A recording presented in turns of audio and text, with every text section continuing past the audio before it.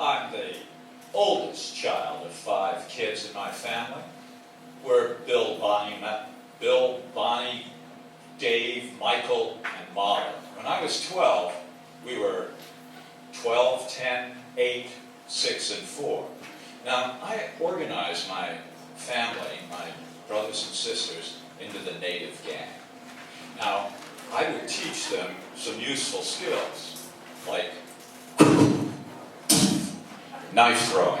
I also taught them how to dodge authority and how to get out of a second-story window with knotted sheets.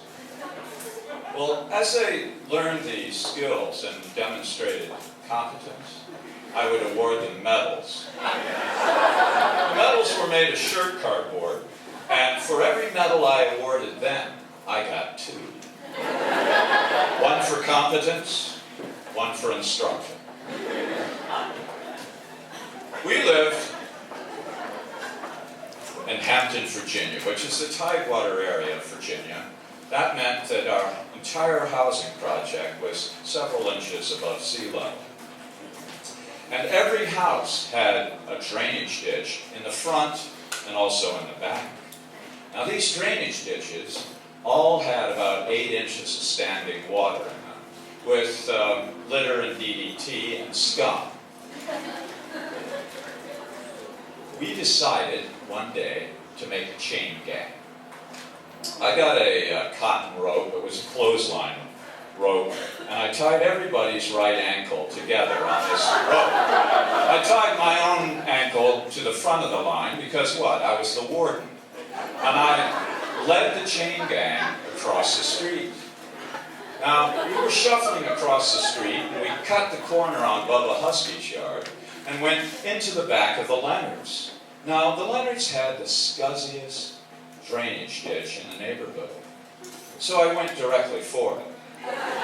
Now, my 12-year-old legs made an easy stride over the ditch, but the little ones in the back, they had to jump, and they made it, while their legs were bound up with a cotton clothesline rope. They must have cooperated. So I started cutting back and forth across the drainage ditch, and of course they fell in. Now they got really ticked. They were hollering because, what, their clothes were all soaked with scummy water.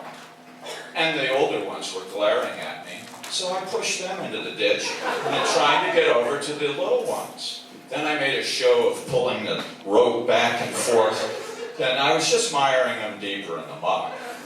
I was having a pretty good time when I realized that maybe Mrs. Leonard is watching me from her kitchen window.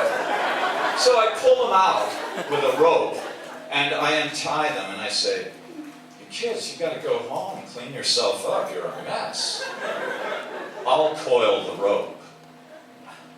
So they took off, and they were blubbering and crying. Back home they went. I followed them several minutes later. As I came up the back steps to the kitchen, I heard a horrible hubbub inside the house. I stored the rope in the storage closet, and then I went into the kitchen. There's my dad, scary as hell. He's spanking all 4 kids simultaneously. "I told you not to make work for your mother. You're all covered with ditch scum." He looked up at me. I was clean as a whistle. He went back to spanking. Now, here's my dilemma. Do I step forward and, protect my brothers and sisters? Or do I skate? Do I say to my dad, "Dad, let him be. It was me. I dragged him through the ditch with a rope.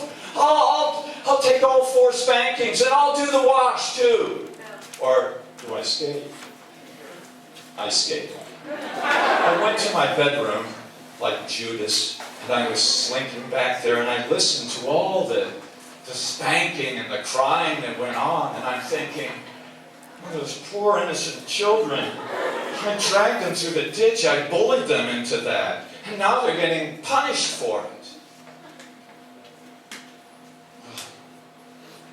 that scene came back to me in later years. Every time I thought of it, oh man, that was bad. I gotta get the muck out of this heart. I finally decided, after carrying this for 30 years, that I'd go and apologize to my brothers and sisters. I've approached them one by one, asking their forgiveness. And what I got from all 4 of them, nobody remembered the incident. They forgot. So I gave myself 2 more medals. One for psychological repression, the other